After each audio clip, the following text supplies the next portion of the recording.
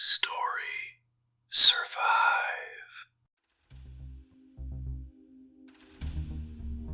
The 5 Cases That Still Haunt Us. A StorysSurvive production. Welcome back to StorysSurvive, the channel where we uncover the true mysteries that have baffled investigators, confused experts, and left entire nations searching for answers. I'm your host, and today we're diving into 5 of the most perplexing unsolved cases in modern history. These aren't fictional tales, these are real events, real victims, real mysteries that remain unsolved to this day. We're talking about cold cases that have haunted families for decades. We're talking about murders that should have been solved, but somehow slipped through the cracks of justice. We're talking about incidents so strange, so bewildering, that even the world's top investigators remain completely stumped. What you're about to hear will challenge everything you think you know about crime, investigation, and the limits of human knowledge. Some of these cases have taken shocking new turns in 2024 and 2025. Some have DNA evidence that rewrites history. Some have mysteries so deep that they might never be solved. Before we begin, please like this video, subscribe to StorysSurvive, and turn on notifications so you never miss another mystery. Now, let's begin our journey into the unexplained. Case 1. Jack the Ripper, the DNA Revelation. The year is 1888. The location is Whitechapel, London. A fog so thick and suffocating blankets the narrow cobblestone streets. The smell of industry, poverty, and desperation fills the air. And somewhere in this darkness, a killer walks free. This is the story that would captivate the world for over a century. This is the legend of Jack the Ripper. Between August and November of 1888, 5 women were brutally murdered in the impoverished East End of London. The victims were targeted not because they were wealthy or famous, but because they were vulnerable. They were working women, women of the streets, women whose disappearances would barely register to Victorian society. But this killer made sure the world would pay attention. The murders were surgical in their precision. The killer possessed anatomical knowledge. He understood where to cut, how deep, where to strike with maximum devastation. The bodies were mutilated with a savagery that shocked even the hardened police officers of the era. For 136 years, Jack the Ripper remained an enigma. Hundreds of suspects, thousands of theories. A mystery wrapped in fog and darkness that seemed like it would never be solved. Every lead went cold. Every theory crumbled. The killer, whoever he was, had escaped justice. Until now. In 2025, something extraordinary happened. A historian named Russell Edwards announced to the world that after more than a century, he had solved the mystery. Using cutting-edge DNA technology, Edwards claimed to have identified Jack the Ripper as Aaron Kosminski, a 23-year-old Polish barber, a man living in Whitechapel during the exact time of the murders. The evidence came from an unexpected source, a blood-stained shawl. A piece of fabric allegedly found at the crime scene of one of the victims, Catherine Eddowes. On that shawl, forensic scientists extracted DNA. And that DNA, according to Edwards, matched Aaron Kosminski with absolute certainty, 100%. Think about this for a moment. For generations, this case seemed unsolvable. Every lead went nowhere. Every suspect was clear. And now, with modern science, a face emerges from the shadows of history. A name is finally attached to the horror: Aaron Kosminski. A man dead for more than 100 years. A man who may have been the most notorious serial killer in history. But here's where it becomes even more complex. The scientific community is divided. Many experts are disputing Edwards' findings. They argue that the DNA evidence is not conclusive. They say the chain of custody for the shawl is questionable. They claim that the attribution is not as certain as Edwards claims. Yet the descendants of the victims are demanding answers. They want an official inquest. They want the legal system to finally declare who this man was. They want closure that has been denied to their families for generations. And this is where the mystery doesn't end. This is where it evolves. Because even if Kosminski is confirmed as Jack the Ripper, new questions emerge. Why was he never caught? How did he escape? Did he have accomplices? Did authorities know who he was and choose to remain silent? The legend of Jack the Ripper is no longer just a historical curiosity. It is an active investigation. In 2025, we are witnessing the potential conclusion of the world's most famous unsolved murder case, and we don't even know if we're ready for the answer. Case 2. The Isdal Woman, the Valley of Secrets. A mystery wrapped in fire and deception. In November of 1970, in a remote valley called Isdalen near Bergen, Norway, hikers discovered something that should have been easy to identify and solve. They discovered a body. But nothing about this body would be easy. Nothing would be simple. And more than 50 years later, no one has ever identified who this woman was. The body was severely burned, so severely burned that identification through traditional methods was impossible. But as forensic investigators examined the remains, they began to notice something deeply disturbing, something that suggested this was not an accident. This was intentional. The burn pattern was unusual. The fire had been intense but localized, as if someone had deliberately set the body ablaze in a specific way. The investigation would take a turn that would baffle experts for decades. When investigators searched the area, they discovered 2 suitcases. Inside these suitcases was something that would transform this from a simple unknown death into one of the most mysterious cases in Scandinavian history. The suitcases contained wigs. Multiple wigs. They contained clothing with all labels meticulously removed, every single label torn away, as if someone had systematically erased any trace of where these items came from. But that wasn't all. Investigators discovered that the woman had checked into local hotels under different names. Not one false identity, multiple false identities. She was living under assumed names. She was hiding something. Or perhaps she was hiding from someone. In her possession, investigators found notebooks with coded messages written in a language or cipher that no one could decipher. Messages that might have held the key to her identity.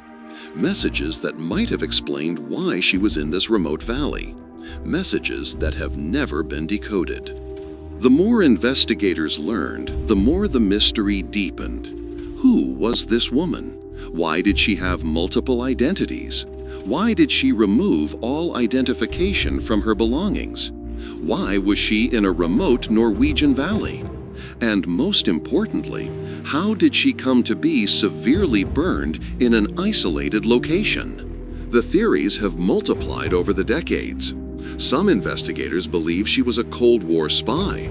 The deception, the multiple identities, the coded messages, the meticulous removal of identifying information, all of it points to intelligence operations. Perhaps she was working for one of the intelligence agencies. Perhaps she had information that someone wanted to keep secret. Perhaps she was eliminated to ensure her silence. Other investigators believe she was murdered. The evidence of murder is compelling. A woman doesn't simply decide to burn herself in a remote valley. The positioning of the body suggests she was placed there. The burn pattern suggests she may have already been dead before the fire was set. In 2023, investigators discovered new information that suggested a connection to a Swiss banker. What was the connection? What did this banker have to do with a woman who died in Norway? Was it money? Was it espionage? Was it organized crime? The questions pile up like the fog that settles over that Norwegian valley. The Isdal woman remains unidentified. She remains a ghost. A woman who lived under false names and died in the most mysterious circumstances imaginable. More than 50 years have passed. Technology has advanced beyond imagination. DNA testing has become routine. Yet the Isdal woman's identity remains unknown. Her face is not recognized by anyone. Her real name is not written in any official document that investigators can find. She is a phantom who walked through the world leaving no trace except for the horrifying mystery of her death. Somewhere, someone might know who she was. Someone might know why she was in that valley. Someone might know what happened in her final moments. But that knowledge, if it exists, has been kept secret for more than half a century. And with each passing year, the likelihood that the truth will ever be revealed grows smaller. The Isdal woman remains one of the world's greatest unsolved mysteries. A woman without a name, a death without an explanation, a case that refuses to be solved.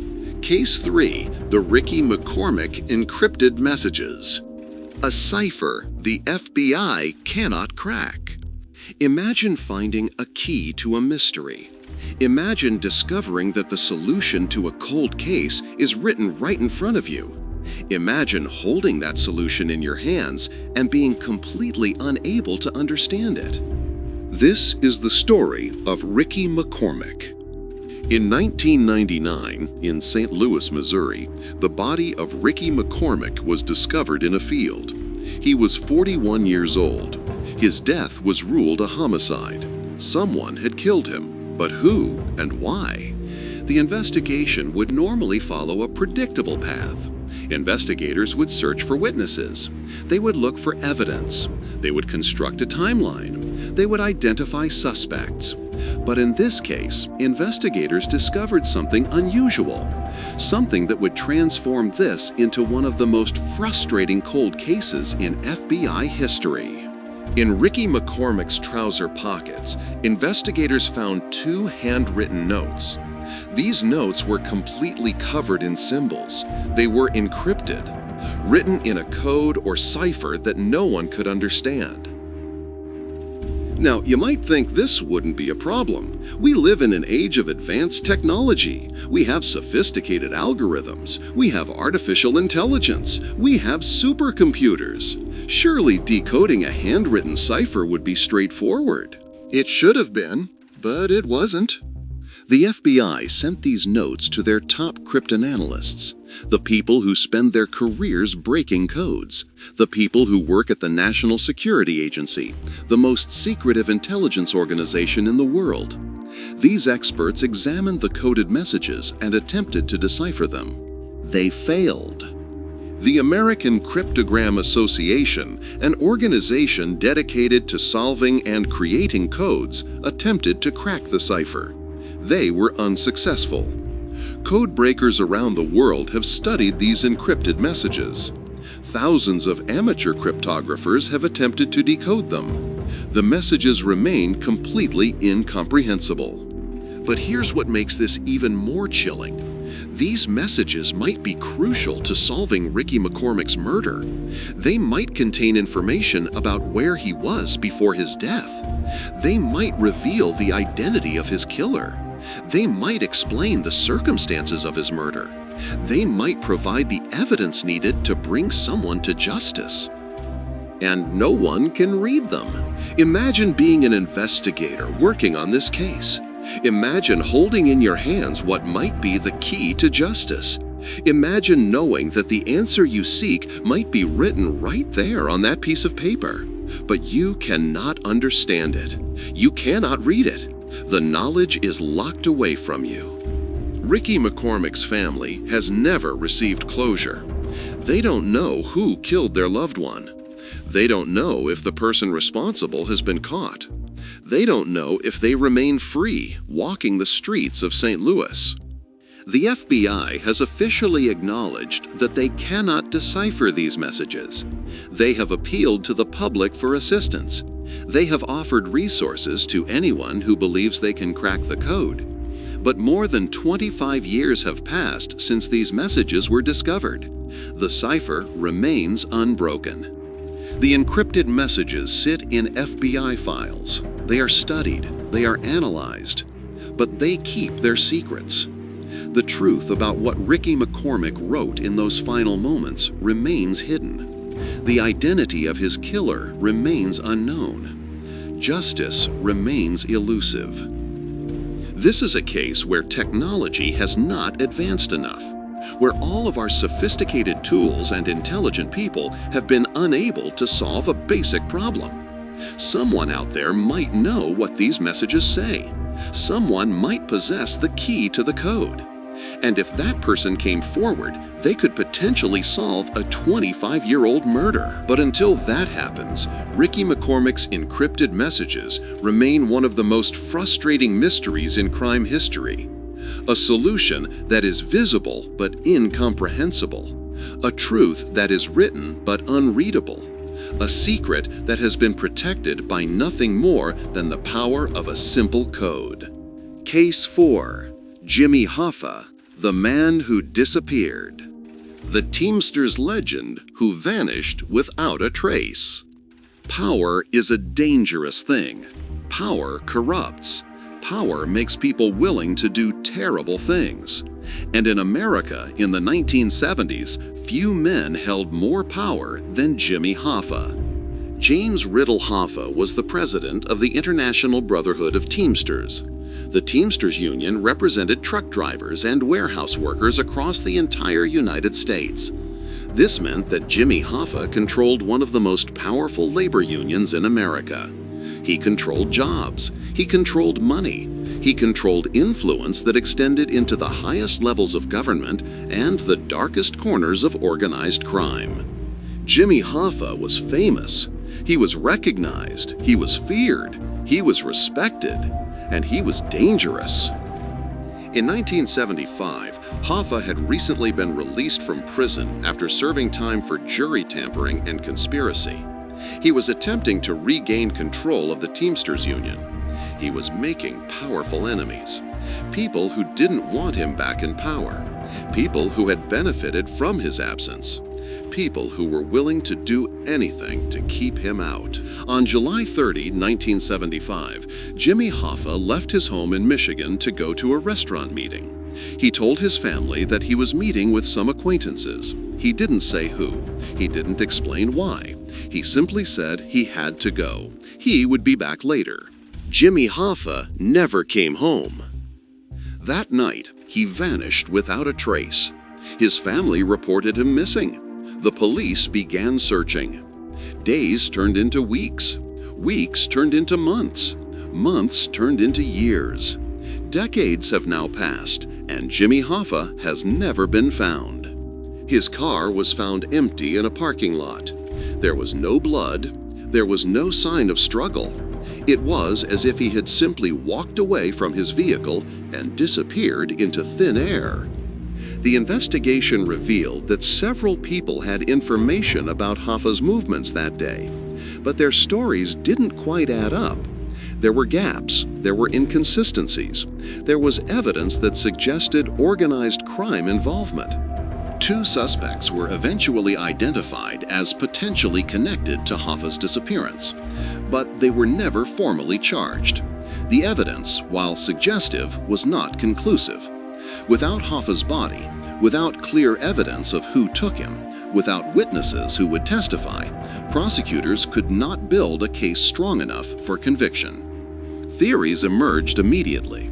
Some believed Hoffa was murdered by organized crime figures who wanted to prevent him from regaining union leadership. Some believed that elements within the union itself orchestrated his disappearance. Some believed that federal law enforcement agencies had something to do with it. What added even more intrigue to the mystery was Hoffa's involvement with pension fund money.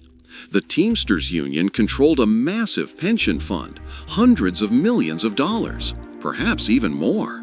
Some of that money disappeared during the period when Hoffa was out of power. Where did it go? Who took it? Was Hoffa's disappearance connected to this missing money? Over the decades, investigators have searched for Hoffa's remains in unlikely locations. They have dug up concrete. They have searched fields. They have used ground-penetrating radar. They have followed up on countless tips and leads. But Jimmy Hoffa's body has never been found.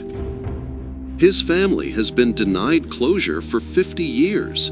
They don't know what happened to him. They don't know if he suffered. They don't know if he was killed immediately or if his final moments involved terror and pain. They don't know where his body lies. Meanwhile, the people who might have information are either dead or refusing to speak. The witnesses are gone. The documentation is incomplete. The case has grown colder with each passing year.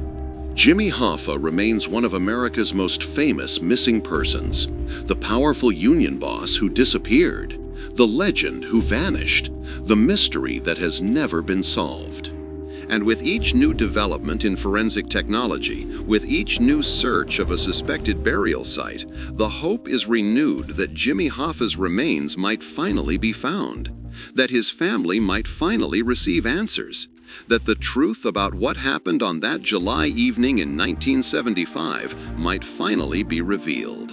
But for now, 50 years later, Jimmy Hoffa remains missing, and the mystery of his disappearance remains one of the most compelling unsolved cases in American history.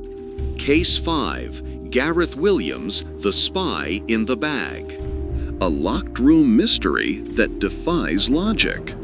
Some mysteries are so strange, so impossible, that they seem like they must be fiction. They seem like they must be invented for a thriller novel or a television show. But this mystery is real. This happened, and it remains unexplained. In August of 2010, in London, England, a man named Gareth Williams was found dead.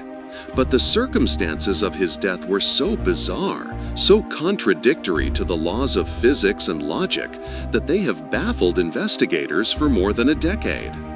Gareth Williams was a codebreaker. He worked for British intelligence. He worked for an organization called GCHQ, which stands for Government Communications Headquarters. This organization is the British equivalent of the National Security Agency. This is where Britain's most secretive and classified intelligence work happens.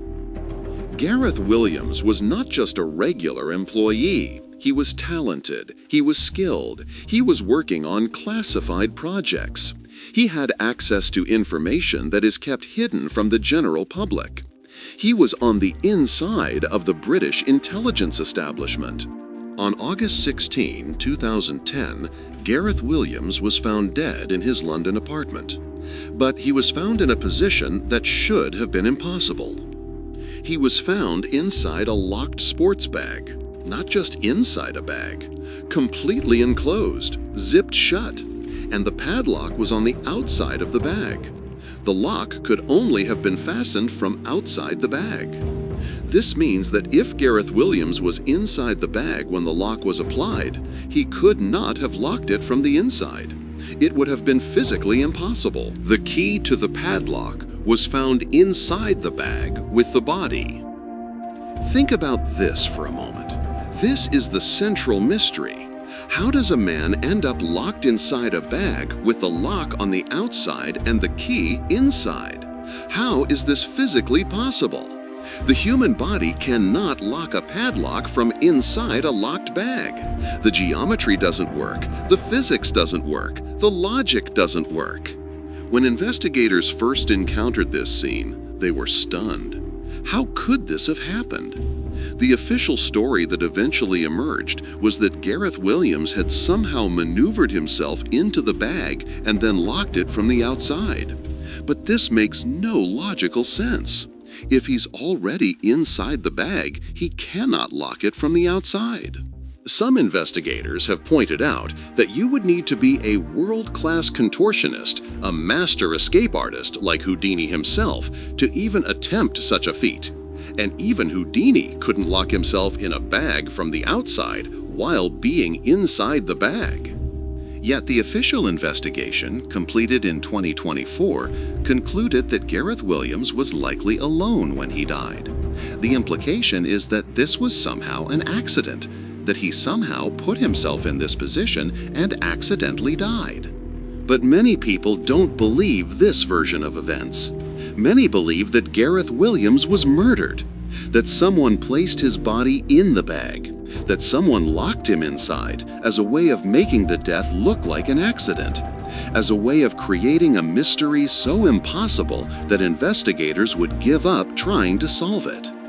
Adding to the suspicion is the fact that Gareth Williams' phone was completely reset to factory settings. All data was erased, all messages were deleted, all contacts were removed. This happened before his death. Someone deliberately erased the contents of his phone. Adding to the suspicion is the fact that MI6, the Foreign Intelligence Service, did not report Gareth Williams missing for an entire week. A man who worked for British intelligence simply doesn't show up to work. No one reports him missing for 7 days. This is highly unusual and raises questions about what was happening behind the scenes. Was Gareth Williams involved in something he shouldn't have been involved in? Did he learn something he wasn't supposed to learn? Did he become a liability to the intelligence services? The apartment door. It was later removed by authorities. The lock was examined. There was no evidence of forced entry. But this raises more questions. If no one forced their way into the apartment, how did the killer get inside? For more than a decade, people have been trying to solve this mystery. Amateur detectives have proposed theories. Experts have weighed in. The case has been discussed endlessly on internet forums and in true crime podcasts. The official conclusion is that Gareth Williams died alone in his apartment in a bizarre accident involving a locked bag and a padlock. But this conclusion is accepted by very few people. The logic is too flawed. The circumstances are too suspicious. The timeline is too questionable. Gareth Williams remains a mystery. A brilliant codebreaker who worked for British intelligence. A man found in a locked bag under impossible circumstances. A case that raises more questions the more you examine it. And the truth about what happened in that London apartment on that August evening in 2010 may never be fully revealed. Conclusion. We've journeyed through 5 of the most perplexing mysteries in modern history. From the fog-shrouded streets of Victorian London to the remote valleys of Norway. From encrypted messages that the FBI cannot decipher to the disappearance of a powerful American icon. From a locked bag that defies logic to a DNA breakthrough that rewrites history. These cases remind us that for all of our technological advancement, for all of our sophisticated tools and intelligent minds, there are still mysteries that resist solution. There are still crimes that resist justice. There are still truths that resist revelation. Somewhere, someone might know what happened in each of these cases. Someone might hold the missing piece. Someone might possess the information that would solve these mysteries forever. But for now, these cases remain open. These mysteries remain unsolved. These questions remain unanswered. The victims in these cases deserve justice. The families deserve closure. The world deserves answers. And perhaps one day these mysteries will finally be solved. Until then, they haunt us. They challenge us. They remind us that the world still holds secrets that we do not understand. Thank you for watching Stories Survive. If you enjoyed this deep dive into history's greatest unsolved mysteries, please like this video. Subscribe to the channel so you never miss another story. Leave a comment below telling us which of these cases you find most intriguing. And remember, the truth is out there.